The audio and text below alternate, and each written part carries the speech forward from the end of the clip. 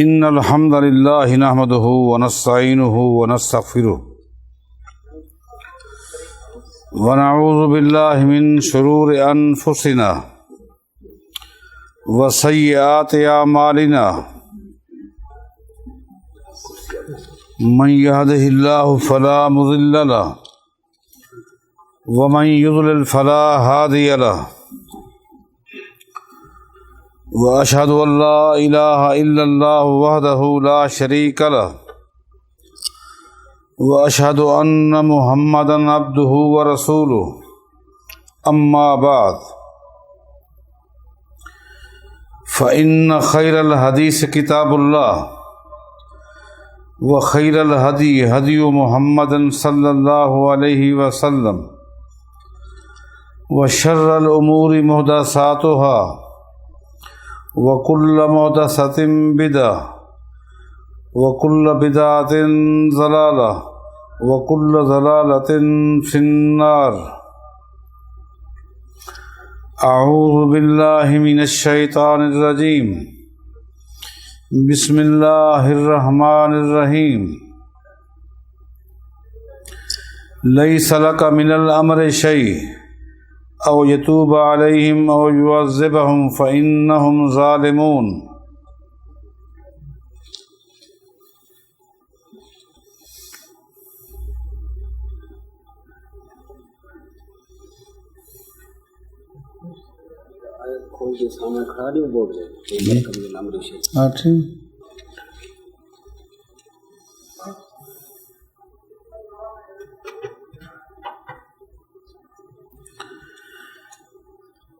کافی عرصے کے بعد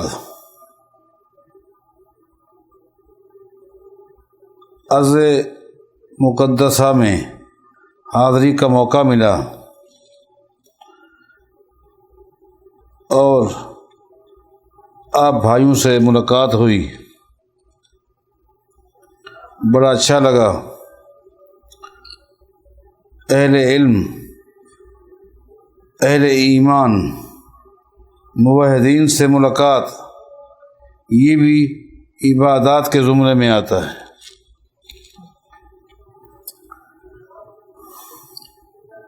ملاقات بھی ہو گئی، دعاؤں کی درخواست بھی ہے، اور آپ کے لیے دعائیں ہیں۔ اللہ تعالیٰ آپ کو ایمان اور سلامتی کے ساتھ امن والی، عزت والی، سکون والی، راحت والی، دین کی خدمات والی زندگی نصیب فرمائے۔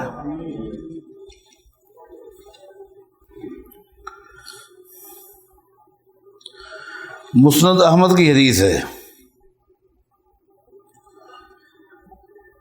رسول اکرم صلی اللہ علیہ وسلم کے پاس عمرو بن عاص آتے ہیں اور آ کر کہتے ہیں باپ کا انتقال ہو گئی ہے۔ باپ نے مرنے سے پہلے ہمیں وصیت کی تھی کہ جب میں مر جاؤں تو میری طرف سے 100 غلام آزاد کر دینے۔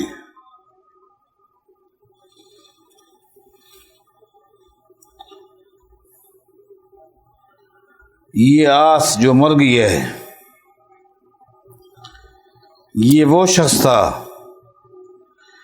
جس نے بیت اللہ کے سامنے کھڑے ہو کر ابو جہل سے کہا تھا کہ تو پریشان کیوں ہوتا ہے، محمد کا مشن کب تک چلے گا صلی اللہ علیہ وسلم، جب تک محمد زندہ ہے صلی اللہ علیہ وسلم۔ مشن کو چلاتی ہے اولاد، اس کے پیچھے کون سی اولاد ہے؟ تیرا بیٹا ہے اکرمہ، تیرے مشن کی آبیاری کرے گا، اور میرے پاس تو بیٹا بھی ہے، پوتا بھی ہے۔ عمر بیٹا ہے، عبداللہ پوتا ہے۔ ہماری فکر کو، ہماری سوچ کو، ہماری خاندانی رسوم کو آگے چلائیں گے۔ یہ ان کی سوچ تھی۔ لیکن قربان جائیں اللہ کے فیصلے کچھ اور تھے۔ اللہ نے ان کی اولادوں سے کائنات کے امام کے مشن کو چلانا تھا۔ اللہ، اور ایسا ہی ہوا کہ جس نے یہ گھمنڈ کیا آس نے، میرا بیٹا عمر شیر دل انسان، چوٹی کا ذہین میرا پوتا عبداللہ، اللہ کا نظام دیکھیں۔ اللہ نے اسی آس کے بیٹے کے ہاتھ میں تلوار تھمائی اور وقت آیا کہ وہ فاتح مصر بنا۔ فاتح مصر کون ہے؟ عمرو بن عاص رضی اللہ عنہ۔ آس کا پوتا عبداللہ، اس کے ہاتھ میں اللہ کی توفیق سے قلم آئی، اس نے زندگی کا مشن بنایا۔ جو جملہ بھی، جو لفظ بھی میرے پیغمبر کی زبان سے نکلتا عبداللہ لکھ لیتا تھا۔ سبحان اللہ۔ حتیٰ کہ کچھ لوگوں کو کہنا پڑا، عبداللہ تو ہر بات لکھ لیتا ہے، وَرَسُولُ اللَّهِ بَشَرٌ يَتَكَلَّمُ فِي الْغَضَبِ وَالرَّضَا۔ نبی علیہ السلام بھی تو انسان ہیں، کبھی آپ غصے میں ہوتے ہیں، کبھی آپ خوشی کے موڈ میں ہوتے ہیں، ہر بات لکھ لیتا ہے۔ تو اس نے یہ سن تو لیا، سننے کے بعد وہ سیدھا محمد مصطفیٰ کے پاس آیا صلی اللہ علیہ وسلم کہ لوگ یوں کہہ رہا ہے، میرے لیے کیا حکم ہے؟ میں آپ کی کون سی باتیں لکھوں اور کون سی نہ لکھوں؟ نبی علیہ السلام نے اپنی انگلی کو اپنے ہونٹوں کے قریب کیا اور فرمایا، عبداللہ والذی نفسی بیدہ ما یخرج منہ الا الحق، مجھے اس ذات کی قسم ہے جس کے ہاتھ میں میری جان ہے، میری زبان سے سوائے حق کے کچھ نکلتا ہی نہیں۔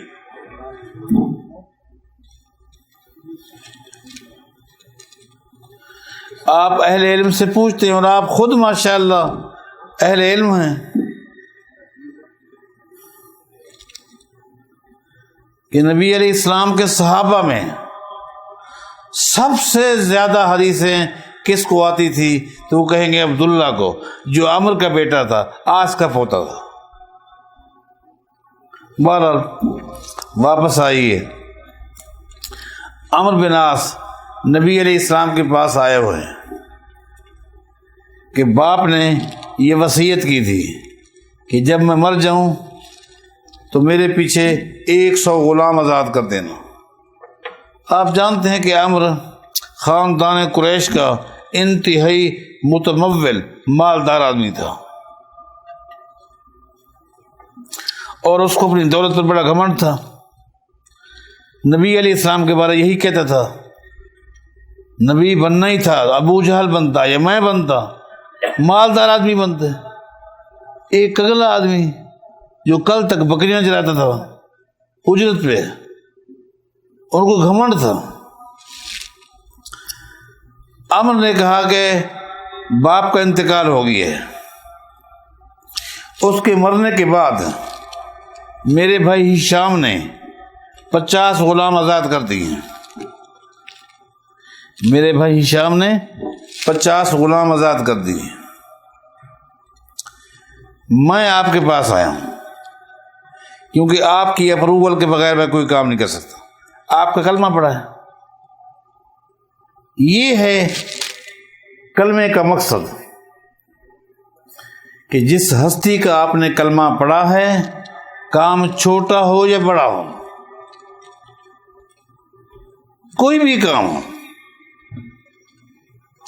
اب آپ کلمہ پڑھ چکے ہیں، اب آپ کے ایمان کا، اسلام کا جو تقاضا ہے، آپ کوئی بھی کام کریں اس کی پہلے آپ اپروول لیں، اور اپروول کا حق اللہ تعالیٰ نے اپنی مخلوق میں صرف ایک ہستی کو دی ہے، وہ ہے محمد الرسول اللہ۔ اور وہ بھی کیوں؟ اس لیے کہ وما ینطق عن الہوی ان هو الا وحی، میرے پیغمبر جو کچھ کہیں گے، اپروول دیں گے، اپنی مرضی سے نہیں بلکہ اللہ کی وحی سے دیں گے۔ یہ ہے کلمے کا مقصد، ہم نے کچھ اور ہی سمجھ لیا ہے۔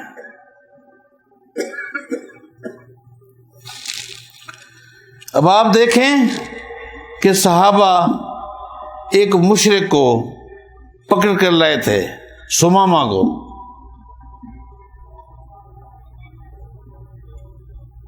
مسجد نبوی میں 3 دن وہ رہا نا، گھمنڈ، یمامہ کا گورنر تھا، اس کو تکبر تھا، گھمنڈ تھا۔ نبی علیہ السلام 3 دن تک اس سے پوچھتے رہے، اس کے گھمنڈ غرور کی انتہا یہ تھی کہ نبی علیہ السلام سے کیا کہتا تھا؟ ان تقتل تقتل، اے محمد صلی اللہ علیہ وسلم میں لاوارث نہیں ہوں، اگر مجھے قتل کر دے گا تو خود قتل ہو جائے گا، ہاں اگر چھوڑ دے گا، احسان کرے گا، احسان کا بدلہ دیا جائے گا۔ 3 دن کے بعد جب اس کو بغیر کسی چیز کے چھوڑ دیا گیا اور باہر کے ماحول میں گیا، مسجد نبی سے باہر اندھیرا نظر آیا، گھٹن محسوس ہوئی، گھبراہٹ محسوس ہوئی، واپس آیا اور کلمہ پڑھ لیا۔ کلمہ پڑھ کے مسلمان جب ہو گیا تو اس نے کہا، اے اللہ کے رسول صلی اللہ علیہ وسلم، آپ کو پتہ ہے کہ میں یمامہ کا گورنر ہوں، میں عمرہ کرنے جا رہا تھا، مشرکین بھی تو کرتے تھے نا جی، جا رہا تھا، آگے جو کچھ ہوا آپ کے ساتھی پکڑ لیا ہے، وہ سارا واقعہ آپ جانتے ہیں۔ پہلے میں جا رہا تھا اپنی ترتیب سے، بات کو سمجھے، پہلے میں جا رہا تھا اپنی ترتیب سے، اب میں نے آپ سے کلمہ پڑھ لیے، اب آپ کی ترتیب سے جاؤں گا۔ سبحان اللہ۔ میرے بھائیوں، یہ نقطہ سمجھو جس پہ بار بار زور رہا، کلمہ پڑھنے کے بعد اب کوئی بھی معاملہ، خوشی، غمی، عبادات، معاملات، اخلاقیات، تجارت، صنعت، حرفت، اب ترتیب آپ کی نہیں چلے گی، شریعت کی چلے گی۔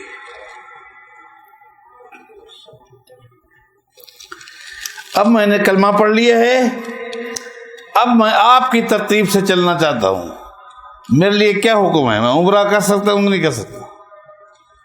اب دیکھیں، نبی علیہ السلام نے فرمایا جی ہاں، اب یہ نبی علیہ السلام کی ترتیب سے عمرہ کرنے کے لیے جا رہا ہے۔ جب مکہ پہنچا، مکہ والوں کو اس کے اسلام لانے کا علم نہیں تھا، پروٹوکول کے لیے آ گئے، چونکہ وہاں سے گندم آتی تھی، اناج مکہ والوں کو کہاں سے آتا تھا؟ یمامہ سے آتا تھا، ٹوٹل اناج وہاں سے آتا تھا، وہاں کا گورنر آیا ہوا ہے، پروٹوکول تو ملنا تھا۔ پروٹوکول کے لیے مکہ کے مشرکین تو جمع ہو گئے، لیکن پریشان ہو گئے۔ کیوں پریشان ہو گئے؟ سمامہ کی زبان پر توحید کے کلمات تھے، اللہ اکبر، تلبیہ تھا، وہ تو ایک ترتیب سے مکے میں لے آتے، اس بندے کو کیا ہو گیا؟ آخر کار ان کو کہنا پڑا، اصبوت یا سمامہ، سمامہ دین سے ہٹ گئی ہے، بے دین ہو گئی ہے۔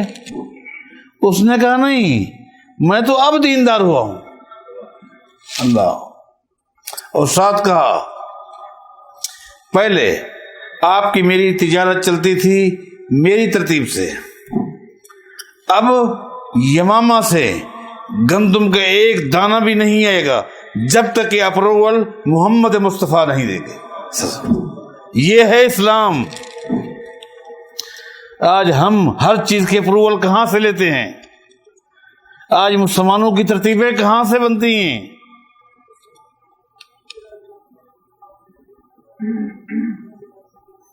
کہاں سے اپروول؟ ہمارے معاملات سیاسی ہوں، سماجی ہوں، مذہبی ہوں، حتیٰ کہ کوئی بھی نکتہ ہو،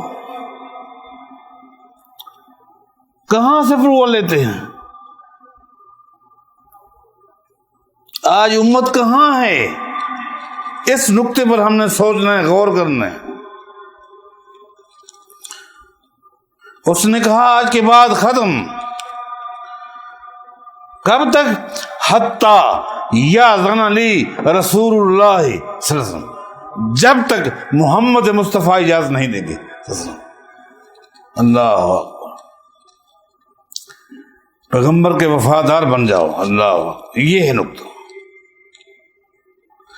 اب کیا بنا؟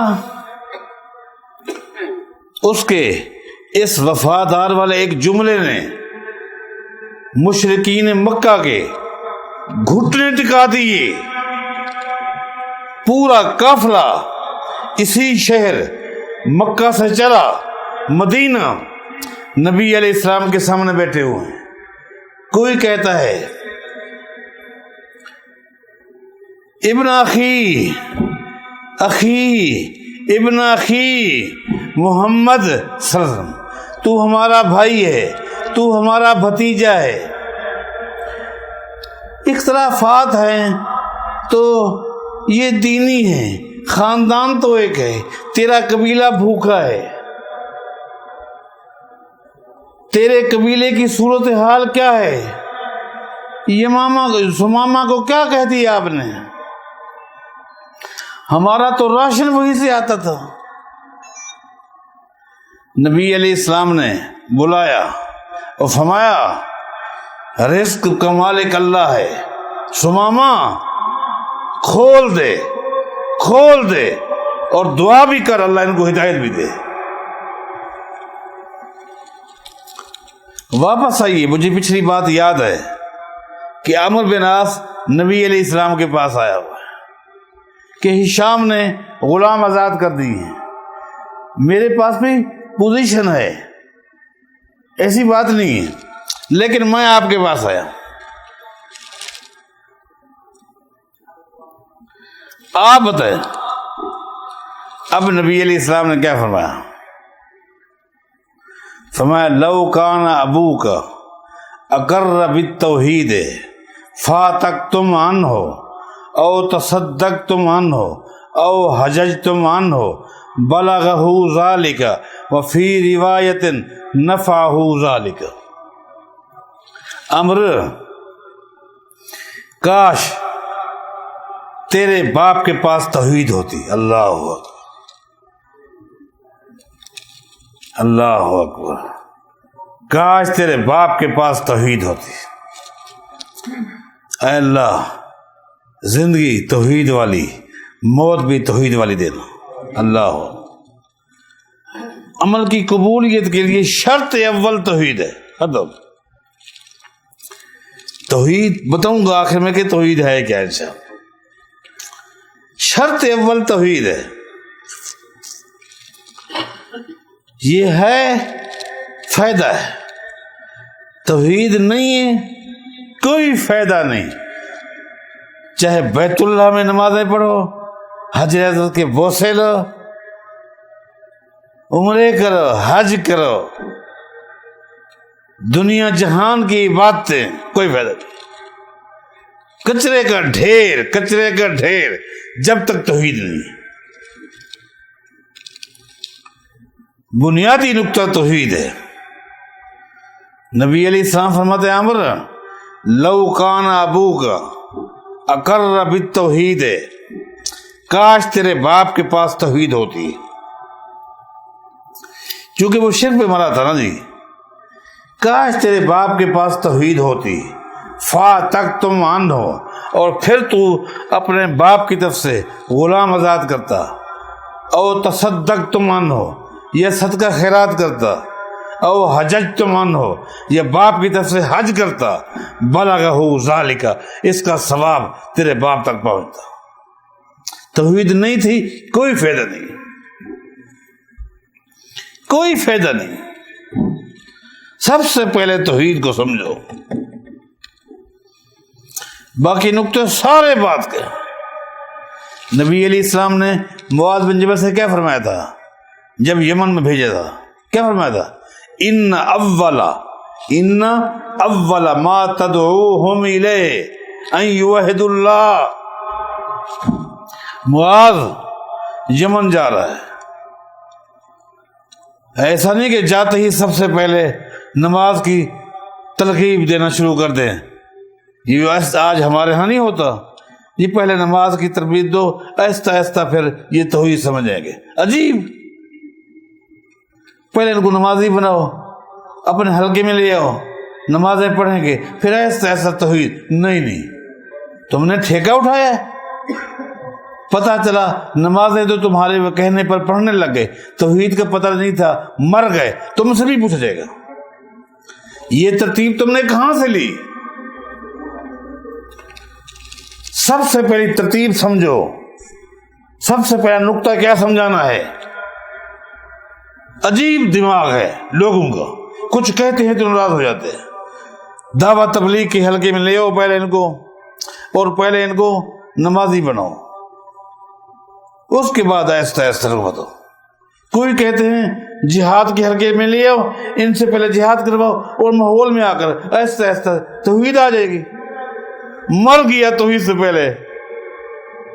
تم بھی ذرا سوچو، تم نے مروایا، توحید نہیں بتائی، جہاد کے فضائل بتائے، تم نے بھی اس کو مار دیا، برباد کر دیا، ستیہ ناش کر دیا، بس فضائل بتا کر، درود کی فضائل، فلاں کی فضائل، توحید نہیں بتائی۔ ترتیب میں سب سے پہلے توحید ہے، کیا ہے جی؟ ان اول ما تدعوہم الیہ ان یوحدوا اللہ۔ معاذ، یمن والوں کو سب سے پہلے توحید بتانی ہے۔ آگے کیا فرمایا؟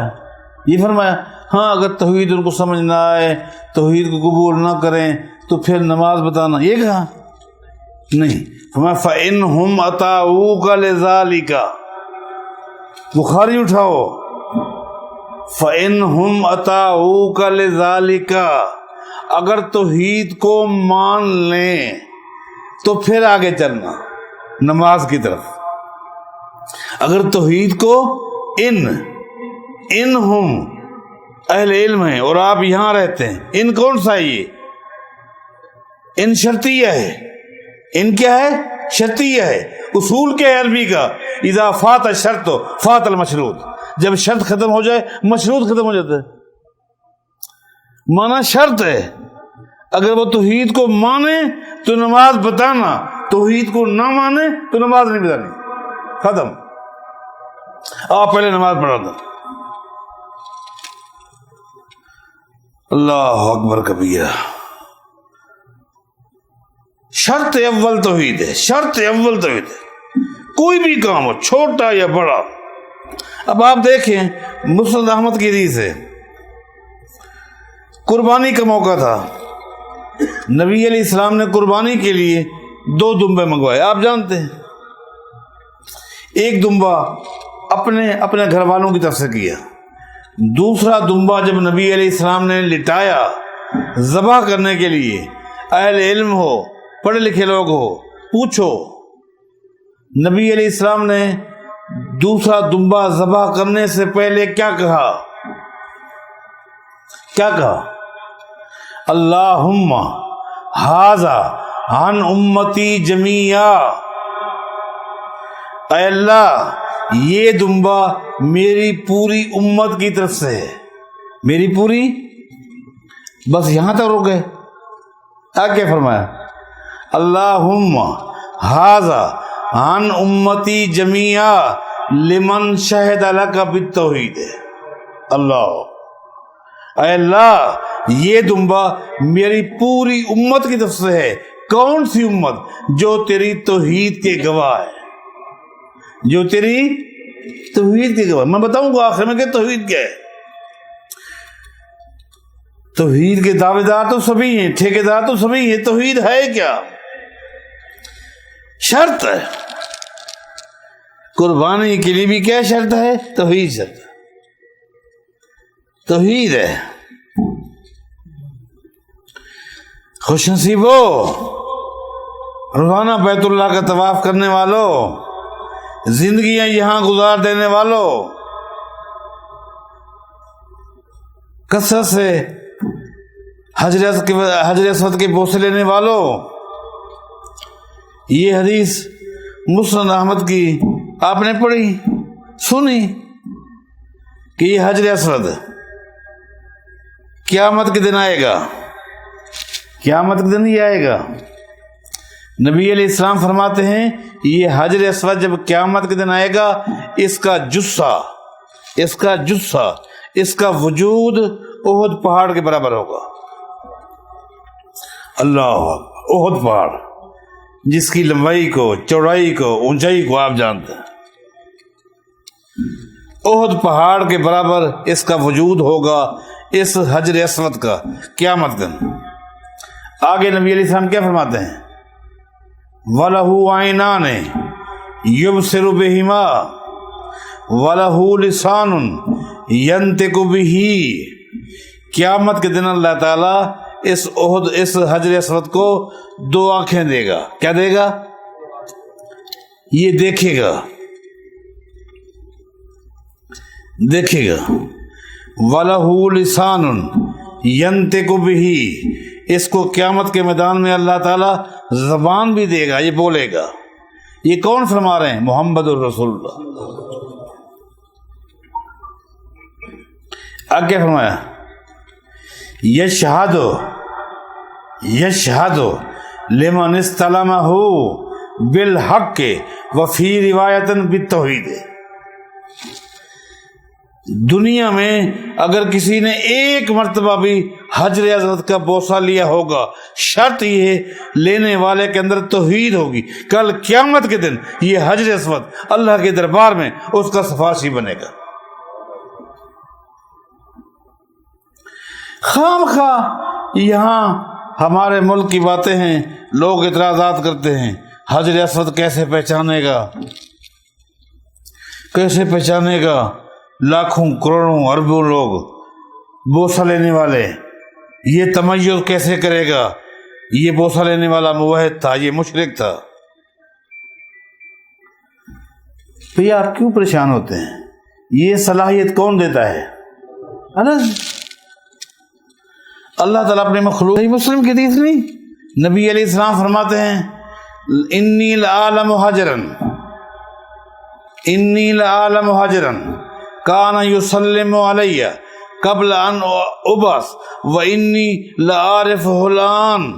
نبی علیہ السلام فرماتے لوگوں میں آج بھی اسی مکے کے اس پتھر کو جانتا ہوں جو میرے اعلان نبوت سے پہلے بھی مجھے سلام کیا کرتا تھا. ہے نا حدیث؟ بخاری اٹھاؤ, مسلم اٹھاؤ.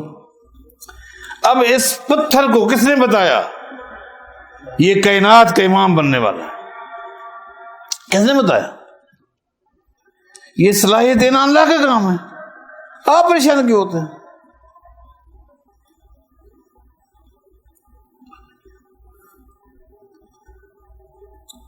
کھجور کے خشک تنے کے اوپر ہاتھ رکھ کر میرے پیغمبر خطبہ دیا کرتے تھے مسجد نبوی میں. آپ جانتے ہیں, آپ کے لیے ممبر بن گیا, آپ نے اس کو سائڈ پہ کر دیا. صحیح بخاری اٹھائیں, مسلم اٹھائیں, ابو داؤد اٹھائیں. جو ہی اس خشک تنے کو الگ کیا اس نے رونا شروع کر دیا. اس قدر رویا, صحیح بخاری میں آتا ہے جس طرح گائے کا دودھ پیتا بچہ اپنی ماں کو جدا پائے تو اس کو تلاش کرتے آوازیں نکالتا ہے, اس طرح اس خشک تنے نے آوازیں نکالنا شروع کر دی. اس کھجور کے خشک تنے کو کس نے بتایا؟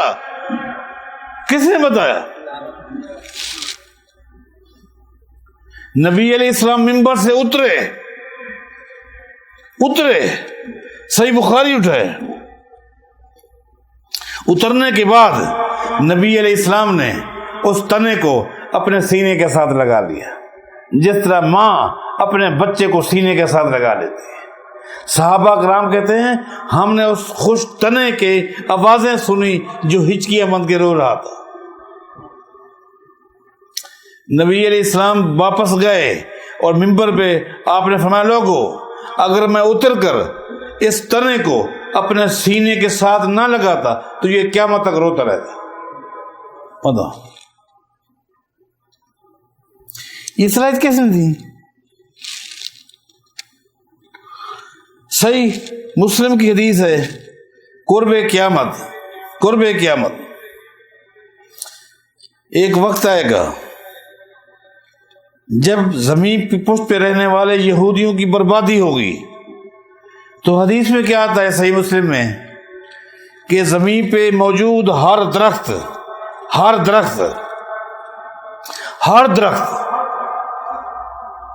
پتھر، صحیح مسلم میں پتھر کے الفاظ بھی ہیں، جس پتھر کے پیچھے، جس درخت کے پیچھے جو یہودی چھپے گا، وہی درخت، وہی پتھر مسلمان کو آواز دے کے کہے گا یا مسلم ھذا یہودی تعال فاقتلہ، او مسلمان یہ میرے پیچھے یہودی چھپا ہوا ہے، آ اس کو قتل کر دے۔ میں پوچھتا ہوں ان درختوں کو، پتھروں کو کون بتائے گا یہ یہودی ہے، یہ مسلمان ہے؟ یہ صلاحیت کون دے گا؟ اللہ دے۔ تم کون ہو؟ عقلیات کے ذریعے برباد ہونے والے، امت کو برباد کرنے والوں۔ میں کر رہا تھا توحید شرط اول توحید ہے۔ بات لمبی نہ ہو جائے، آخری نقطے کی طرف آتے ہیں کہ توحید ہے کیا۔ اس حوالے سے میں قرآن کریم کے چند الفاظ غالباً آل عمران کے ہیں، میں نے پڑھے تھے، اسی کی طرف آتا ہوں۔ ایک ہی نقطہ ہمیں سمجھ آ جائے تو انشاءاللہ بہتر ہی بہتری ہے انشاءاللہ۔ غزوہ احد کے حالات آپ اچھی طرح جانتے ہیں، جس میں نبی علیہ الصلوۃ والسلام کو بھی زخمی کیا گیا، آپ کے جسم سے بھی، آپ کے ماتھے سے بھی، صحیح بخاری میں آتا ہے خون ٹپک رہا تھا۔ اس وقت نبی علیہ السلام نے فرمایا تھا کہ یہ قوم کیسے کامیاب ہوگی جنہوں نے اپنے نبی کو بھی زخمی کر دیا، اپنے نبی کو بھی زخمی کر دیا، یہ قوم کیسے کامیاب ہوگی؟ یہ الفاظ کن کے ہیں؟ کائنات کے امام محمد الرسول اللہ۔ اور ایک حدیث میں آتا ہے نبی علیہ السلام نے 3 کافروں کا نام لیا، 3 کافروں کا۔ سیاق و سباق سے یوں لگتا ہے کہ میرے پیغمبر کو زخمی کرنے والے یہ 3 تھے، آپ کے جسم سے خون نکالنے والے، بہانے والے یہ تھے۔ کون؟ صفوان بن امیہ، نمبر 2 سہیل بن عمرو، نمبر 3 حارث بن ہشام۔ نبی علیہ السلام نے ان 3 کافروں کا نام لے کے کہا یہ کیسے کامیاب ہوں گے، یہ کامیاب کیسے ہوں گے؟ جب نبی علیہ السلام نے یہ فرمایا کہ یہ کامیاب کیسے ہوں گے، یہ کیسے فلاح پائیں گے، اللہ نے فوراً قرآن نازل کر دیا، لیس لک من الامر شیء او یتوب علیہم او یعذبہم فانہم ظالمون۔ اے میرے پیغمبر سن لیں، اللہ تعالیٰ کے کسی بھی امر میں، اللہ تعالیٰ کے کسی بھی معاملے میں آپ کا کوئی دخل نہیں ہے۔ اللہ کے کسی بھی امر میں آپ کا کوئی دخل نہیں ہے۔ معاف کرنا نہ کرنا یہ امر کس کا ہے؟ اللہ کے کسی بھی امر میں، میں حدیث پوری سنوں گا لیکن یہاں رک کر میں یہاں کچھ کہنا چاہوں گا، اور وہ یہ ہے، قرآن کی اس آیت کے ان الفاظ پر آپ غور کریں، لیس لک من الامر شیء، اللہ کے کسی بھی امر میں آپ کا کوئی دخل۔ میں آپ سے پوچھتا ہوں، اولاد دینا یہ کس کے امر سے ہے؟ صحت دینا، رزق دینا، اللہ کیا فرماتا ہے؟ لیس لک من الامر شیء، اے میرے پیغمبر اللہ کے کسی بھی امر میں آپ کا کوئی دخل۔ اللہ، میں پوچھتا ہوں اللہ کے بعد اللہ کی پوری مخلوق میں سب سے افضل ترین ہستی کون ہے؟ محمد رسول اللہ۔ جب کائنات کے امام کا اللہ کے کسی امر میں کوئی دخل نہیں ہو سکتا، میرے پیغمبر کے بعد کسی ایک ہستی کا نام بتاؤ جو مقام میں، عظمت میں، شان میں میرے مقام سے بڑھ گیا ہو۔ میرے پیغمبر کی شان سے، مقام سے بڑھ کر کوئی ہے؟ اگر کائنات کے امام کا اللہ کے کسی بھی امر میں کوئی دخل نہیں ہو سکتا تو سن لیجئے کوئی اور نہیں ہستی جس کا اللہ کے کسی امر میں دخل ہو، کوئی نہیں۔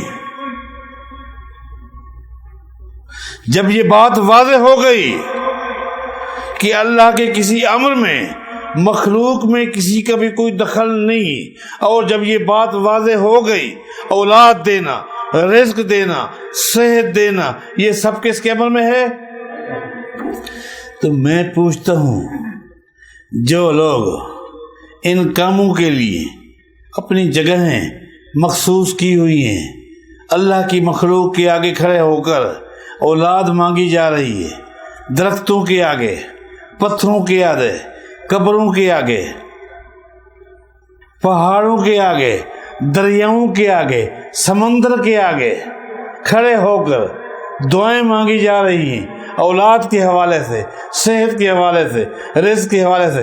میں آپ سے ایک ہی بات پوچھتا ہوں، کیا ان لوگوں کا اس آیت پر ایمان ہے؟ کیا ان لوگوں کا اس آیت پر ایمان ہے؟ ختم۔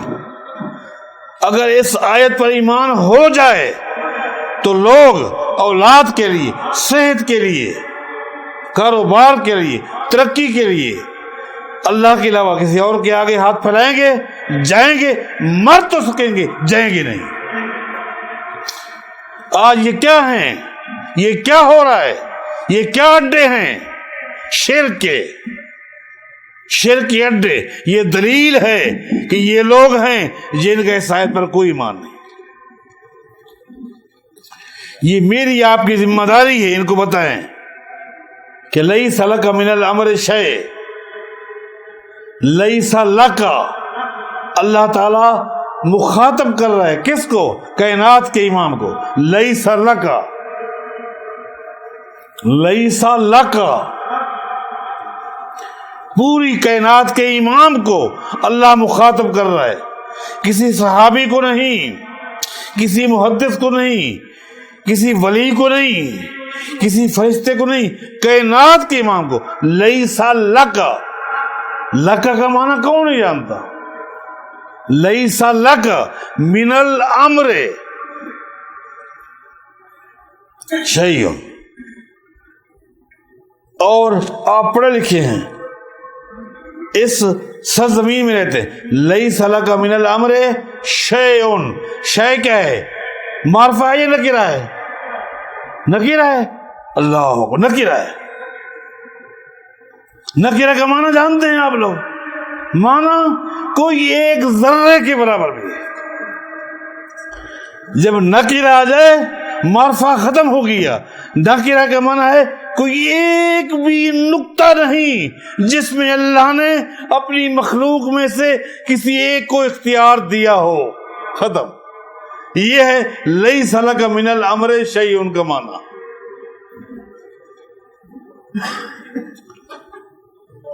تباہی ہے، تباہی ہے. اللہ فرماتا ہے میرے نبی یہ میرا معاملہ ہے. ٹھیک ہے، آپ کو غصہ ہے ان پر، انہوں نے آپ کو تکلیف پہنچائی ہے، انہوں نے آپ کو پریشان کیا ہے، انہوں نے آپ کو زخمی کیا ہے.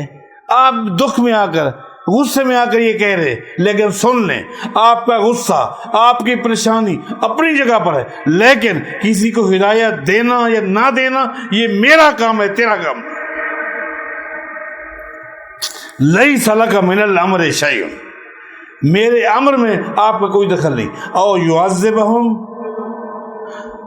او یتوب علیہم، او ہو سکتا ہے یہ معافی مانگ لیں، میں ان کو معاف کر دوں گا. اگر انہوں نے معافی مانگی میں معاف کر دوں گا. ہاں اگر معافی نہیں مانگے تو ظالم تو ہیں. اور علماء سے پوچھیں. حافظ ابن حجر اسقلانی رحمہ اللہ فتح الباری میں صحیح سند کے ساتھ روایت لے کر آئے ہیں. قربان ہے، سبحان اللہ. اے اللہ تیری شان، تیری کبریائی، سبحان اللہ، قربان ہے. جب یہ مکہ فتح ہوا،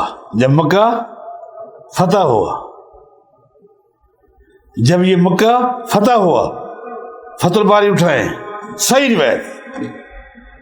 جب مکہ فتح ہوا یہ تینوں جن کے بارے پیغمبر نے فرمایا تھا اللہ ان کو کہاں معاف کرے گا، یہ تینوں میرے پیغمبر کے سامنے ہاتھ جوڑ کے کھڑے ہیں اور کلمہ پڑھ رہے ہیں. تینوں داخل ہوئے. یہ اللہ کی شان ہے، یہ توحید ہے، یہ بنیادی نقطہ ہے. جس کو یہ سمجھ آ گیا وہ کامیاب ہے، جس کو یہ نقطہ سمجھ نہ آیا کوئی فائدہ نہیں ہے کسی بھی عمل کا. یہ چند گزارشات تھی عقیدہ توحید کے حوالے سے. در حقیقت حاضری کا مقصد آپ سے ملاقات، آپ سے دعائیں لینا تھی. اللہ آپ لوگوں کو جزائے خیر دے. اور ضمناً ساتھیوں نے کہہ دیا، یہ چند باتیں کہہ دی ہیں. اللہ مجھے اور آپ کو صحیح منہج کی توفیق عطا فرمائے، صحیح منہج کی فکر نصیب فرمائے، اور تا حیات سلف صالحین کے صحیح عقیدے پر اللہ ہم سب کو قائم رکھے اور اسی پر خاتمہ فرما دے. اقول قولی ھذا وآخر الحمدللہ.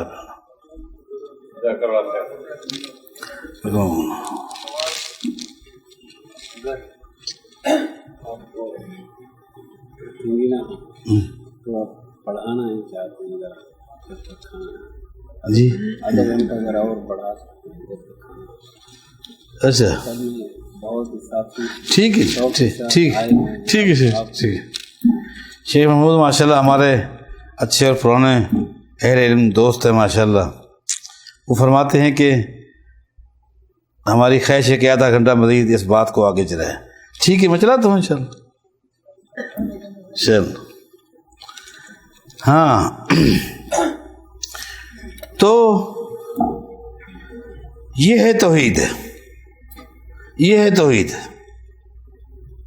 اس کو ایک اور زاویے سے ہم سمجھتے ہیں. توحید کو ایک اور زاویے سے ہم سمجھتے ہیں.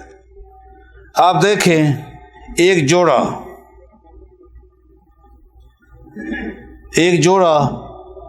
سفر پہ جا رہا تھا.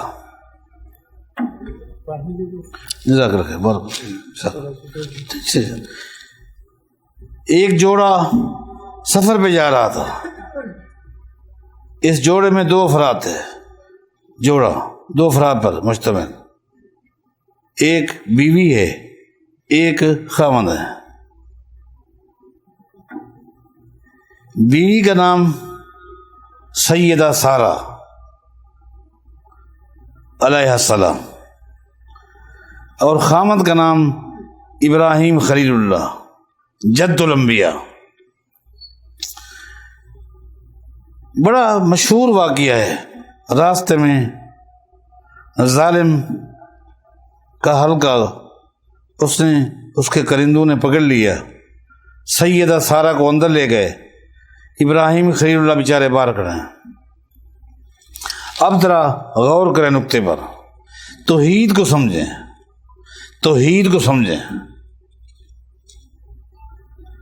اندر ظالم نے ہاتھ بڑھایا سیدہ سارہ کی عزت لوٹنے کے لیے۔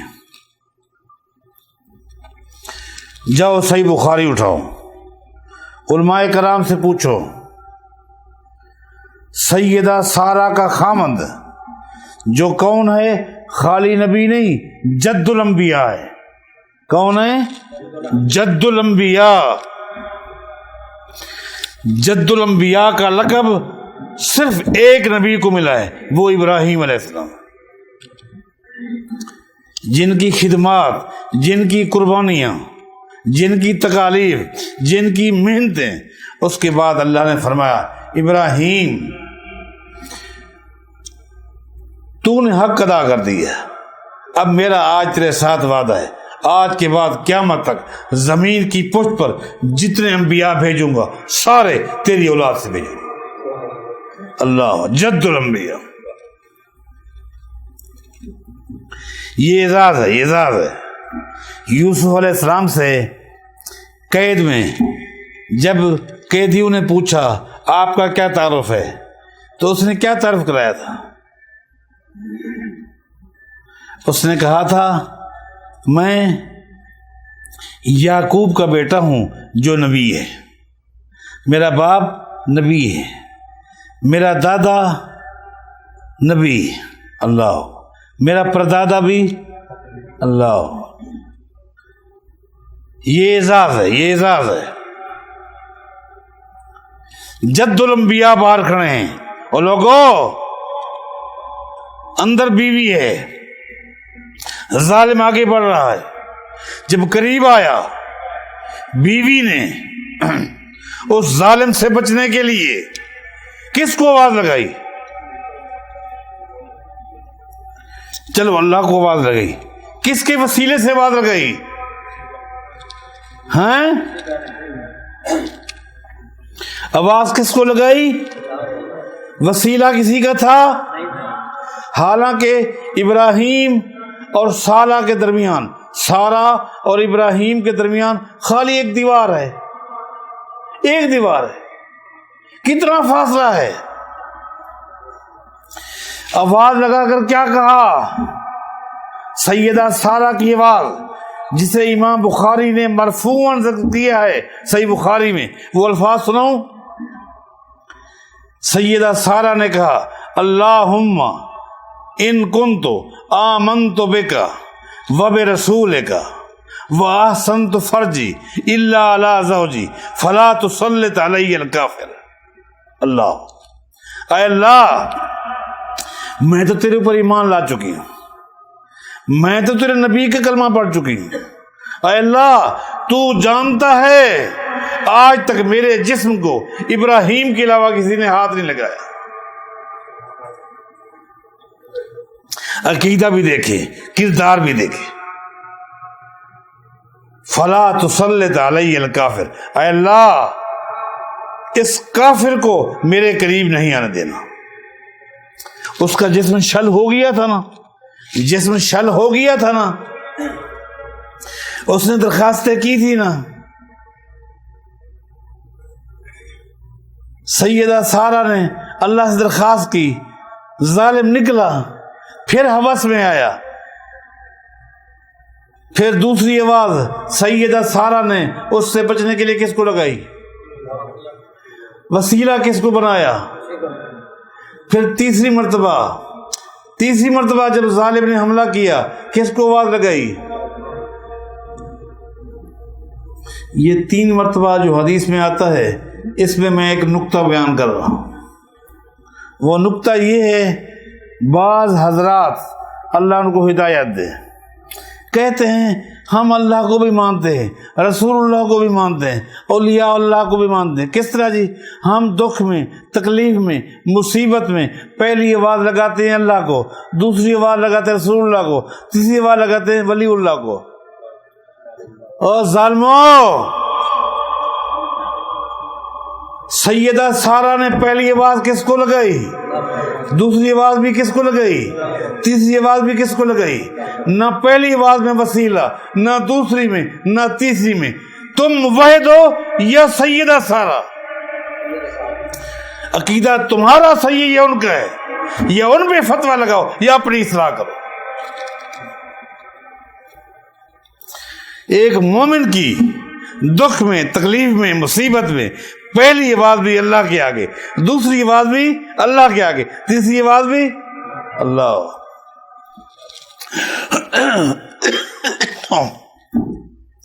اور توحید کی برکات دیکھیں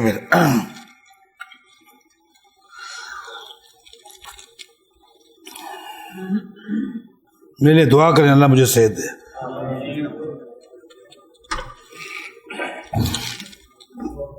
اس توحید کی برکات پھر دیکھیں، آخر اس ظالم نے گھٹنے ٹیکے نا، اپنی جوان بیٹی سیدہ سارہ کو دی نا، یہ تیری خدمت کرے گی، لے جا۔ سیدہ سارہ صحیح بخاری کی حدیث ہے،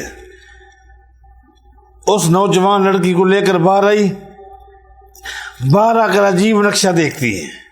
ابراہیم علیہ السلام نماز میں ہیں اور اللہ سے دعا مانگ رہے ہیں، اے اللہ اندر بیوی گئی ہے، کیا ہو رہا ہے میں کچھ نہیں کر سکتا، نہ مجھے میرے حالات سے وہ واقف ہے، نہ اس کے حالات سے میں واقف ہوں، تو دونوں کے حالات سے واقف ہے، مہربانی فرما۔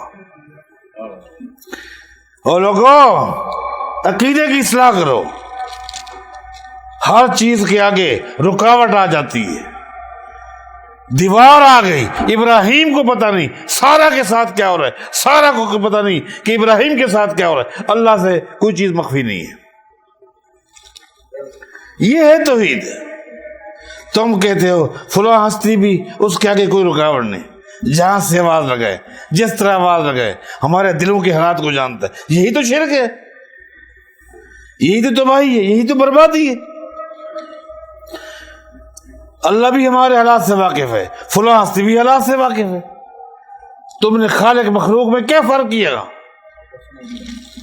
انا للہ و انا الیہ راجعون۔ خالی دیوار آ گئی، جد الانبیاء کو پتہ نہیں اندر میری بیوی کے ساتھ کیا ہو رہا ہے، بیوی بیچاری کو پتہ نہیں ہے میرا خامد کس حالت میں ہے، وہ الگ دعا کر رہی ہے اللہ سے، وہ الگ دعا کر رہا ہے۔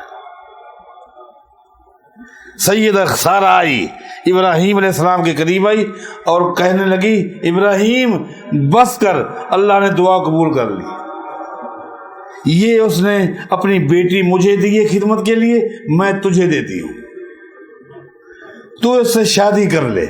اور ابراہیم نے اس سے شادی کی، اسی سے سیدنا اسماعیل علیہ السلام پیدا ہوئے۔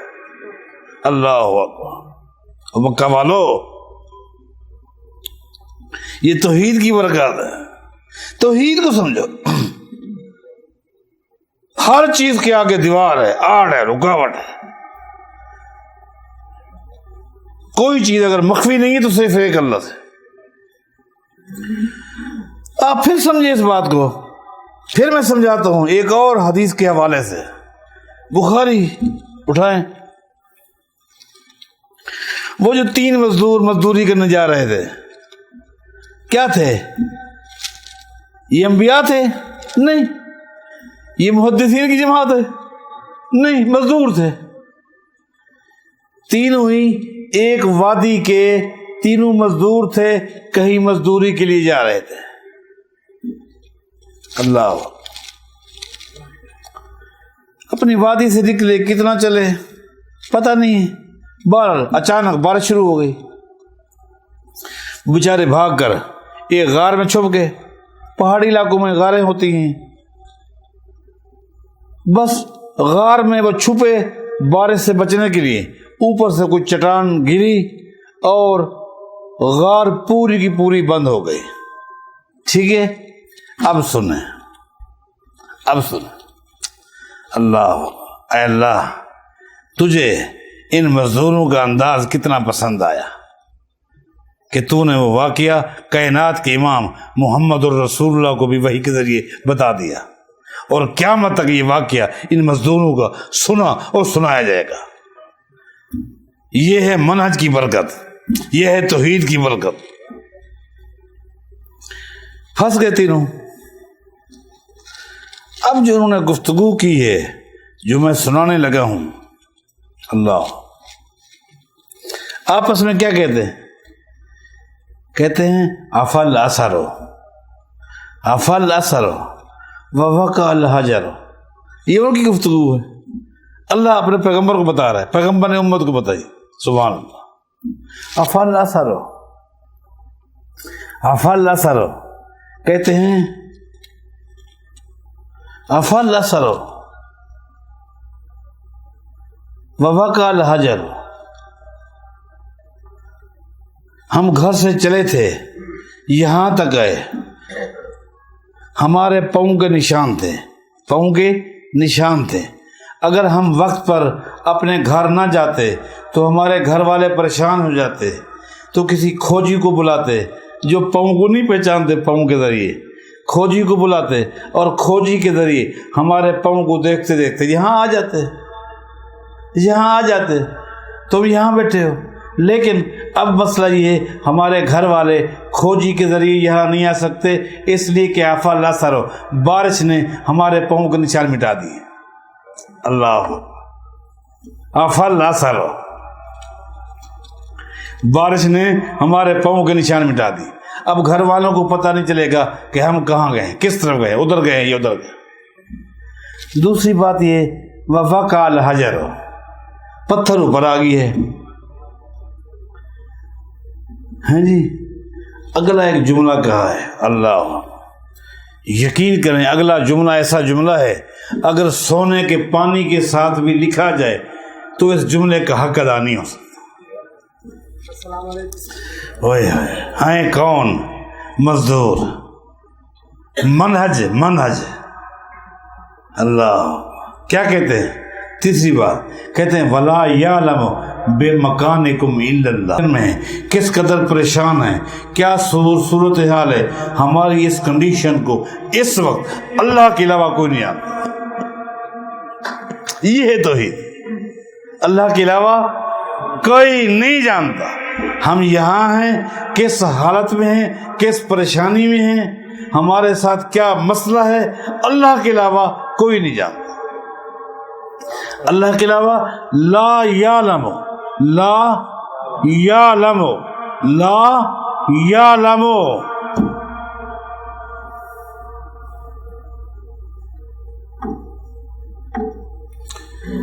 میں نے 3 مرتبہ یعلم کیوں کہا لا یعلم؟ اس لیے یعلم مضارع ہے. مضارع ہے نا جی. مضارع کس کا فائدہ دیتا ہے؟ دوام کا. اہل علم جانتے ہیں مضارع دوام کا فائدہ دیتا ہے. کیا معنی ہے اس کا؟ اس کا معنی یہ مزدور کہتے ہیں کہ اس کنڈیشن کو اللہ کے علاوہ کوئی نہیں جانتا اور قیامت تک جس کے ساتھ یہ مسئلہ آئے گا اللہ کے علاوہ کوئی نہیں جانے گا. سبحان اللہ. یہ ہے بات کہ یہ معاملہ بھائیو ہمارے ساتھ نہیں، قیامت تک یہ معاملہ جس کے ساتھ بھی بنے گا اللہ کے علاوہ کوئی نہیں جانے گا. یہ ہے توحید. یہ ہے عقیدہ جس کی آج ہمیں فکر بھی نہیں ہے. کوئی نہیں جانتا.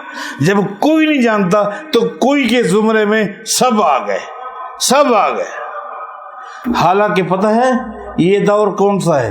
بنی اسرائیل کا دور ہے، جس دور میں ایٹ اے ٹائم بیک وقت سینکڑوں انبیاء تھے، سینکڑوں انبیاء تھے، مختلف شہروں میں انبیاء تھے، بیک وقت سینکڑوں انبیاء موجود تھے. لیکن یہ مزدور کہتے ہیں ہماری اس کنڈیشن کو اللہ کے علاوہ کوئی نہیں جانتا. اللہ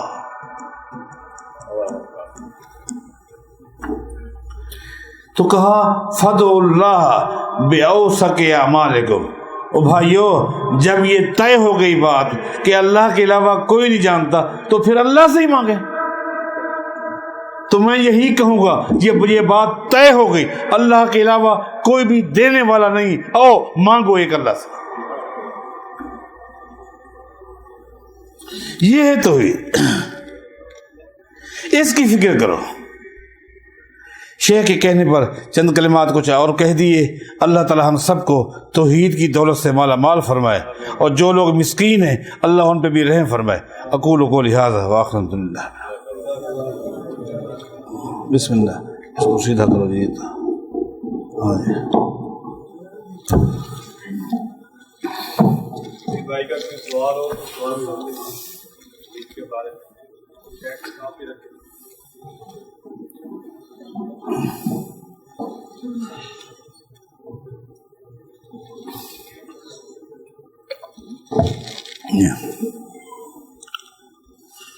شیخ ہماری اہل حدیث جماعتوں میں سے بعض لوگ بعض علماء جو ہیں وہ بریلویوں سے رفع الدین کے بارے میں مناظرہ کرتے ہیں, توحید کے بارے میں نہیں کرتے. تو ایسا کرنا ٹھیک ہے؟ رفع الدین کا تو مناظرہ ہونا بھی نہیں چاہیے, اس لیے کہ اللہ کا ایک نظام ہے, جس کو توحید سمجھ آ جائے گی نا جی, اس کے ہاتھ خود ٹھیک ہو جائے گے. یہ میرے ساتھ ساتھی بیٹھے ہوئے ہیں, یہ ہمارے نئی کراچی کے مرکز کے محتمم ہیں بھائی صابر صاحب سامنے بیٹھے ہوئے ہیں. ان سے پوچھیں, میں وہاں 84 سے وہاں خطیب ہوں, 1984 سے میں اسی جگہ پر خطیب ہوں, اور آپ لوگوں تک ہماری گزارشات پہنچتی رہتی ہیں. ہمارا جو زور ہوتا ہے وہ منہج پر ہوتا ہے, اور ہمارا تجربہ زندگی کا تجربہ ہے, زندگی کا, کہ جس بندے نے بھی عقیدے کی اصلاح کر لی اللہ نے عمل کی اصلاح کی اس کو توفیق دے ہی دی ہے. جب اسلام نے ترتیب میں پہلے توحید کو رکھا ہے تو آپ رفع الدین کو رہتے ہیں. سوال یہ ہے کہ جب اسلام نے ترتیب میں پہلے توحید کو رکھا ہے تو آپ پہلے اس کو کیوں لے کر آتے ہیں؟ ترتیب کیوں بدلیں گے؟ یہ ترتیب صحیح نہیں ہے. ترتیب یہی ہے سب سے پہلے توحید بتاؤ, سب سے پہلے. حتیٰ کہ آپ نے دیکھا جہادی قافلہ جا رہا تھا, نبی علیہ السلام کو جب پتہ چلا ان لوگوں نے کہا کہ ہمارے لیے بھی ذات انوات ہونا چاہیے, اجعل لنا ذات انوات کما لہم ذات انوات. بخاری کے الفاظ ہے نا. نبی علیہ السلام نے یہ نہیں فرمایا چلو ابھی ایک ایک مجاہد کی ضرورت ہے, ابھی اس مسئلے کو نہیں چھیڑتے, توحید کا مسئلہ ہے, بھیدے کرنا چاہیں, چلو ابھی جہاد پہ جا رہے ہیں راستے میں پھر واپسی میں سمجھیں. نہیں, آپ نے قافلے کو وہی روک لیا, ہلنے نہیں دیا. کس نے؟ میرے محمد الرسول اللہ نے. جب تک توحید نہیں بتائی, جب تک ان کو اصلاح نہیں کی کہ ذات انوات کس کو کہتے ہیں. تم نے کیا بات کہہ دی؟ جیسے موسیٰ کو لوگوں نے کہا تم وہ باتیں کہتے ہو. یہ تو وہی باتیں ہیں. میرے پیغمبر نے جہاد سے روک لیا, ان کو پہلے توحید بتائی, اس کے بعد اس قافلے کو لے گئے. ایسا ہے کہ نہیں ہے؟ تو آپ کون ہیں پہلے رفع الدین کروانے والے, ہاتھ بدھوانے والے؟ توحید بتائے. یہ ترتیب کوئی بھی کہے غلط ہے, میں کہوں یا اور کوئی کہے غلط. ہاں جی انشاءاللہ. خلاص خلاص خلاص خلاص بیٹھ کر اللہ سے پہلے اللہ کو پہچانو, بعد میں سبحان اللہ. اے اللہ. خلاص. سب سے بڑی بات ہے اللہ سے محبت کرو. اللہ اکرم اس میں کامیابی ہے. اکرم اکرم. اللہ سے محبت نہیں ہے, کامیابی کہاں ہے؟ ٹھیک ہے سر, ٹھیک ہے عمل چاہیے. یہ ابھی ایسے ہی ادھر ادھر باتیں ہوتی ہیں لوگوں کے ساتھ, تو کون سے اہم مسائل ہیں جس پر ہی عقائد کے جو بھی مناظرہ کیا جائے اس سے باہر نہ نکلے, اس پر اتفاق ہو جائے تو اور چیزوں پر ہو جائے. شیخ جی سب سے پہلی بات تو یہ ہے کہ توحید کے حوالے سے یہ بات یاد رکھیں, میری معلومات کے مطابق اس وقت بھی جو لوگ توحید کے جس نقطے پر مار کھا چکے ہیں اور عوام بیچاری کو پتہ ہی نہیں ہے اس نقطے کا, وہ توحید اسماء صفات ہے. امت کو ہیں جی توحید ربوبیت کی آیتیں پڑھا کے سنا کر یہ کہہ دیا جاتا ہے توحید ہے. رازق کون اللہ, مالک کون اللہ. یہ بات تو ابو جہل بھی کہتا تھا, نہیں کہتا تھا؟ آسمانوں کا مالک کون, زمینوں کا مالک کون, یہ تو ابو جہل بھی کہتا تھا. توحید ربوبیت, توحید الوہیت کی آیتیں پڑھ پڑھ کر, سنا سنا کر بس یہ دعویٰ کر دیا جاتا ہے یہ توحید ہے. اور توحید اسماء صفات میں امت برباد ہے, علماء برباد ہے. شیخ جی میں پوچھتا ہوں توحید کے حوالے سے سب سے پہلا سوال کون سا ہے؟ سب سے پہلا سوال, باقی سارے سوال بعد کے, اکرمکم اللہ, سارے سوال بعد کے. آسمانوں کا مالک, زمینوں کا مالک, رزق دینے والا, اولاد دینے والا, یہ ساری باتیں بات کی ہیں. پہلا سوال یہ کہ این اللہ, اللہ کہاں ہے نا؟ پہلا سوال. جب نبی علیہ السلام کے پاس وہ شخص آیا کہ میں اللہ کے راستے میں غلام یا لونڈی آزاد کرنا چاہتا ہوں, اتفاق ہے میرے پاس لونڈی ہے لیکن اس کے ایمان کا پتہ نہیں چل رہا, اس لیے کہ وہ سن تو لیتی ہے, وہ بول نہیں سکتی. جب بول نہیں سکتی مجھے کیسے پتہ چلے گا اس کے پاس ایمان ہے کہ نہیں؟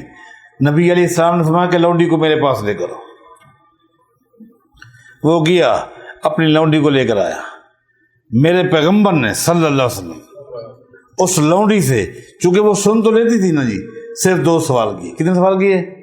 جاؤ پوچھو, تیسرا کوئی سوال ثابت کرے.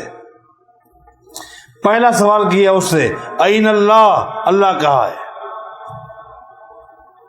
یہ نہیں کہا تیرا رازق کون ہے, تیرا مالک کون ہے, آسمانوں کو کس نے بنایا, زمینوں کو کس نے بنایا, نہیں.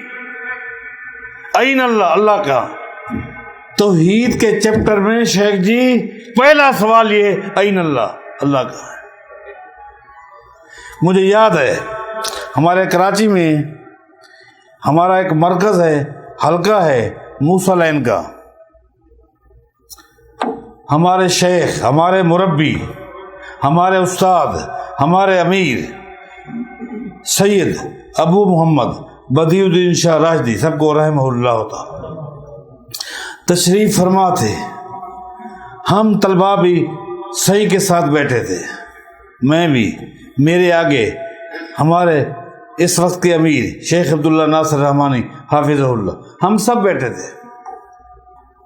ایک ساتھی نے, موسیٰ لین کے ایک ساتھی نے شاہ صاحب رحمہ اللہ سے فرمایا, شاہ صاحب سید عبد المجید شاہ ندیم کا نام آپ نے سنا ہوگا, احناف کے یہ چوٹی کے خطیب تھے, پتہ نہیں فوت ہو گئے ہیں یا ہیں, اچھا شیخ واللہ, وہ بہت بڑے چوٹی کے خطیب ہے, مانے ہوئے خطیب ہیں.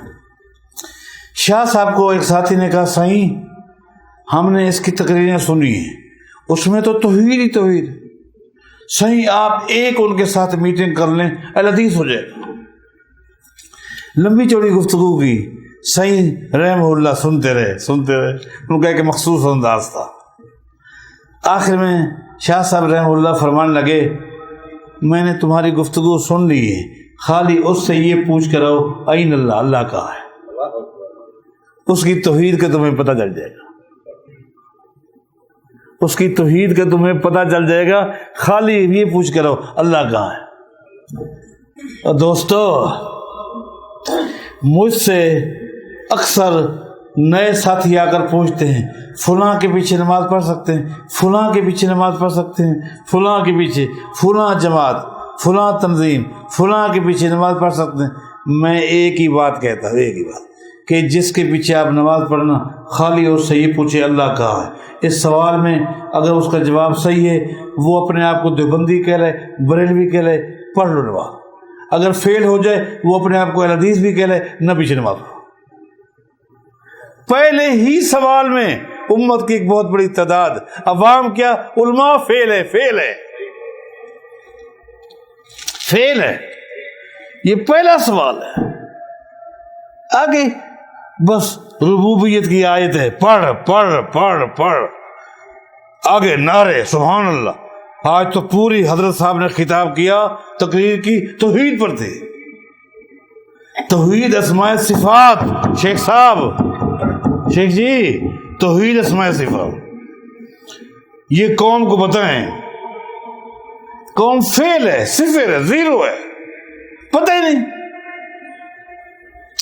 نبی علیہ السلام نے اس لونڈی سے پوچھا این اللہ، اللہ کہاں ہے؟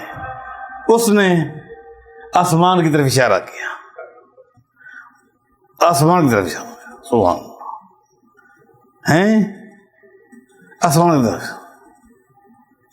قربان نبی علیہ السلام نے توحید کے حوالے سے صرف ایک ہی سوال کیا، دوسرا سوال کیا رسالت کے حوالے سے، پوچھا من آنا، میں کون ہوں؟ من آنا، اس لونڈی سے پوچھا من آنا، میں کون ہوں؟ اس نے پہلے آسمان کی طرف اشارہ کیا، پھر اللہ کے نبی کی طرف، مطلب یہ انت رسول اللہ، آپ اللہ کے رسول ہیں۔ میرے پیغمبر نے فرمایا صحابی سے، آتے کہا فَإِنَّهَا مُؤْمِنَةٌ، اس کو آزاد کر دو، یہ مومنہ ہے۔ تو ایمان کے لیے یہ پہلی پہچان ہے کہ پوچھو این اللہ، اللہ کہاں؟ اس میں فیل ہے۔ مناظرہ کریں، وہ کیا کرے گے جن کو پتہ ہی نہیں، اسماء و صفات کا پتہ ہی نہیں، وہ تو جانتے نہیں، اپنے آپ کو شیخ الحدیث کہلاتے ہیں، علامۃ الدہر، ان کو پتہ ہی نہیں، پتہ ہی نہیں، اسماء صفات کا تو پتہ ہی نہیں۔ تو بنیادی نکتہ یہی ہے، اس کے لیے اہل علم کے دروس بھی ہونے چاہیے، آپ اس کے ساتھ اس تعلق رکھیں، سیدھی بات ہے، اور یہ بنیادی نکتہ ہے۔ اللہ تعالیٰ میں توفیق عطا فرمائے۔ اکرمکم اللہ۔ سوال اور ہے، ایک شیعہ ہے وہ اپنے بیان میں بول رہا ہے کہ یوسف علیہ السلام کو جو مصر کا بادشاہ تھا اس کو گدے پہ بیٹھا کہ پورا بازاروں میں گھما کہ یہ بات کیا صحیح یا قرآن حدیث میں اس کا جواب؟ کہیں بھی نہیں ہے، جھوٹ ہے، یہ جھوٹا قصہ ہے۔ ہاں جی، میں سمجھ گیا، میں پوری بات سمجھ گیا، اور مجھے ایک ساتھی نے سنایا، اور میں آپ کو ایک مزے کی بات بتاؤں، پاکستان میں احناف کے اس وقت علم میں اور عمر میں سب سے بڑے جو عالم ہیں وہ ولی زرولی صاحب ہے۔ کون ہے؟ مولانا زرولی صاحب کا نام آپ نے سنا ہوگا، تقریباً ان کی عمر 100 سال کی ہے، وہ اس دور کا احناف کا سب سے بڑا شیخ الحدیث ہے اس دور کا۔ اس کا ایک انٹرویو ہے جو نیٹ پہ بھی آپ کو مل جائے گا، آج تو نیٹ کا دور ہے۔ ان سے سوال کیا گیا، کس سے؟ مولانا زرولی صاحب سے، جو کہ اس وقت احناف کے ہاں حجت ہے۔ کیا ہے؟ حجت ہے۔ جب یہ کہہ دیے جائے کہ زرولی صاحب نے فرمایا، اس کو حجت سمجھتے ہیں، حجت۔ زرولی صاحب سے انٹرویو لیا گیا ہے کہ آپ مولانا، یہ کیا نام بتایا تھا آپ نے؟ طارق جمیل صاحب ایک منٹ میں حدیث پڑھتا ہے، کتنی حدیثیں سناتا ہے، آپ مولانا صاحب کی تقاریر اور بیان کردہ احادیث کے بارے کیا فرماتے ہیں؟ یہ میں نے خود سنا ہے، آپ بھی نیٹ سے لے سکتے ہیں۔ تو مولانا زرولی صاحب فرماتے ہیں طارق جمیل صاحب کی جو احادیث ہے نا بیان کردہ، وہ قابل اعتبار نہیں ہے، جھوٹی حدیثیں پڑھتا ہے اور کسی حدیث پر اعتبار نہیں کیا جا سکتا۔ یہ اس کے بارے، اس کے محلے کی گواہی ہے، ہم کچھ کہیں گے تو گلے اور شکوے ہو جائیں گے۔ بات ٹھیک ہے جی، کافی ہوگی، اجازت دیں۔ بس جی، ہاں جی، میرا تو کیا ہی تعارف ہوگا، میں کیا تعارف کروں۔ کیا حضور صلی اللہ علیہ وسلم قبر میں زندہ ہے؟ پہلا سوال۔ دوسرا سوال یہ ہے کہ شاہ ہیں، سید ہیں، قریشی ہیں، وہ کہتے ہیں حضور صلی اللہ علیہ وسلم ہمارے نانا ہیں، کیا یہ بات بھی درست ہے اور ہمارے لیے قابل احترام بھی ہیں یا نہیں؟ دیکھیں، پہلی بات یہ ہے کہ نبی علیہ السلام، دنیا کی زندگی آپ کی ختم ہو گئی، آپ کی زندگی آخرت کی ہے، آخرت کی ہے۔ دنیا کی زندگی آپ کی ختم ہو گئی، آپ کی زندگی تھی 63 سال جو پوری ہو گئی، اب آپ کی زندگی آخرت کی ہے۔ آخرت کی زندگی قبر بھی نہیں ہے، وہ اعلیٰ ترین زندگی ہے۔ یہ آپ کون سا مقام دے رہے ہیں میرے پیغمبر کو؟ اس نیچے کھڈے کے اندر میرے پیغمبر کو کہتے ہیں کہ یہ زندہ ہیں، کیا عزت دے رہے ہیں، کیا مقام دے رہے ہیں؟ میرے پیغمبر کی آخرت کی اعلیٰ ترین زندگی، اعلیٰ ترین زندگی ہے، لیکن ہے آخرت کی، اور اس زندگی کے بارے اللہ کے علاوہ کوئی نہیں جانتا۔ اس زندگی کے بارے اللہ کے علاوہ کوئی بھی نہیں جانتا۔ جب شہداء کے بارے کہہ دیا گیا ان کو رزق ملتا ہے، اللہ کے علاوہ کوئی نہیں جانتا، تو میرے پیغمبر کا مقام تو ان سے بھی بڑھ کے ہے، لیکن کیا ہے؟ یہ اللہ کے علاوہ کوئی نہیں جانتا، لیکن آخرت کی زندگی ہے، آخرت کی ہے، یہ کہنا یہ کچھ بھی نہیں۔ باقی دوسرا نقطہ یہ ہے کہ سید کسی قبیلے یا خاندان کا نام نہیں ہے۔ سید عربی کا لفظ ہے، عربی میں محترم کو، سردار کو، باعزت کو سید کہتے ہیں۔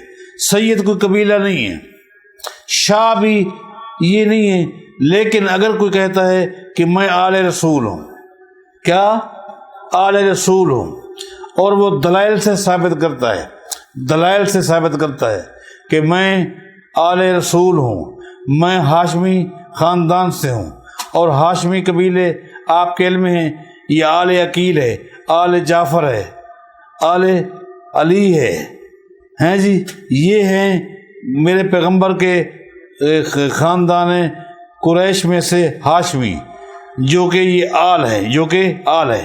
اگر کوئی شخص ثابت کرتا ہے کہ میں آل عباس میں سے ہوں، ثابت کرتے طرح سے، میں آل جعفر میں سے ہوں، میں آل عقیل میں سے ہوں، آل علی میں سے ہوں، دلائل سے ثابت کرتا ہے، تو یقیناً اس کا مقام ہے، اس کی عزت ہے، اس کی شان ہے، اور اس پر صدقہ وغیرہ بھی حرام ہے، صدقہ وغیرہ بھی حرام ہے۔ اگر ثابت نہیں کرتا، ویسے ہی باتیں ہیں تو پھر ویسے ہی باتیں۔ داڑھی کے لیے پوچھنا تھا، داڑھی کو کلر کرنا کسی بھی عمر کے حصے میں لازمی ہے یا نہیں؟ ہاں جی، بات یہ ہے کہ نبی علیہ الصلوۃ والسلام نے فرمایا ہے کہ داڑھی کو رنگو، بالوں کو رنگو، رنگنے کا آپ نے حکم دیا ہے، اور آپ نے کسی خاص جیل کے لیے، عمر کے لیے اس کی قید نہیں کی، کسی کے لیے قید نہیں۔ ایک شرط لگائی ہے، وجتنب السواد، جیسا کہ صحیح مسلم ہے کہ رنگ کرو لیکن کالا نہ کرو، کالا نہ کرو، کالا نہ کرو، چاہے آپ کی عمر 20 سال ہے، بال سفید ہو گئے ہیں تو بھی آپ نہ کریں، کیونکہ کالا جھوٹ ہے۔ کالا کیا ہے؟ جھوٹ ہے۔ کالے میں جھوٹ ہے، اور کسی رنگ میں جھوٹ نہیں ہے۔ کیونکہ کالے میں جھوٹ کیوں ہے؟ کالے کے ذریعے بندہ چھپاتا ہے، اس کے علاوہ جو بھی کلر کرے گا وہ چھپا نہیں رہا، وہ تو دیکھنے والے کو پتہ چل جائے گا کہ سفید ہو گئی ہے، یہ جی فلاں کے لیے تخصیص ہے، فلاں کے لیے، اور عمر کے لیے بھی نہیں ہے کہ دیکھیں جوانی سے لے کر سب سے بڑی عمر کا آدمی، سب سے بوڑھا کون تھا؟ ہیں؟ اور سب سے بڑی عمر کا کون تھا؟ ابو بکر صدیق کا باپ، ابو بکر صدیق کا، جس کو ابو بکر صدیق اٹھا کر لے آیا تھا فتح مکہ میں۔ کیسے؟ نبی علیہ السلام کے پاس ابو بکر صدیق اپنے باپ کو اٹھا کر لے آیا تھا، اٹھا کر، بخاری اٹھے، جب اٹھا کر لے آیا تو نبی علیہ السلام نے ابو بکر صدیق سے فرمایا، او بھائی تمہارے باپ نے کلمہ پڑھ لیا ہے، اس کے بالوں کو تو رنگو، بالوں کو رنگنے کا حکم دیا میرے پیغمبر نے، صحیح بخاری میں آتا ہے۔ اس کا مطلب یہ جوانی سے لے کر بڑھاپے تک اس رنگنے کی کوئی قید، کوئی حد نہیں ہے، کوئی عمر نہیں ہے، بس یہ ہے کالا نہیں کرنا۔ حافظ ابن حجر اسقلانی ایک روایت لے کر رہے ہیں، میرے علم میں صحت کے حوالے سے کوئی پتہ نہیں، واللہ عالم کہ صحت کے حوالے سے کافی ہے، اس میں وہ لے کر لے آئے ہیں کہ اللہ تعالیٰ کی مخلوق میں سب سے پہلے جس نے کالا رنگ استعمال کیا تھا بالوں کے لیے وہ فرعون ہے، اور فرعون کے نقش قدم پر چلتے ہوئے دوسرے نمبر پر ابو جہل ہے، واللہ عالم۔ چلو جی سبحان اللہ. نماز ختم ہونے کے بعد جو تکبیر اللہ اکبر کہتے ہیں پھر استغفراللہ، تو یہ کوئی حدیث ضعیف ہے یا کیا اللہ اکبر کرنا نماز ختم ہونے یہاں عرب لوگ جو ہے نا وہ استغفراللہ استغفراللہ لیکن ہمارے جن کے پاس علم ہے وہ کہتے ہیں پہلے اللہ اکبر کہو بعد میں استغفر. استغفر صحیح ہے. سنت بھی یہی ہے. پہلے سنت بھی یہی ہے کہ پہلے اللہ اکبر اس کے بعد استغفر اللہ. پھر استغفراللہ. لیکن یہاں کے لوگ صرف جی استغفراللہ کہتے ہیں. نہیں، اگر کوئی سن لیتا ہے کلمہ تو ایک الگ چیز ہے، اس کو اجتماعی ورد کی شکل نہ دیں. یہاں کے عرب لوگ جو ہے نا وہ صرف استغفراللہ استغفراللہ. نہ اللہ اکبر کہیں اس کے بعد استغفر اللہ کہیں، لیکن اس انداز میں کہ دوسرا سن لے تو کوئی حرج نہیں ہے، لیکن اس کو اجتماعی ورد کی شکل نہ دی جائے، یہ جائز نہیں ہے. ٹھیک ہے جی. چلو جی سبحان اللہ. چلو جی جناب. چلو جی بسم اللہ بسم اللہ. ہاں بیٹا اٹھا لو. ٹھیک اکرمکم اللہ. ٹھیک ہے جی ٹھیک ہے. کرسی پیچھے کر دیں.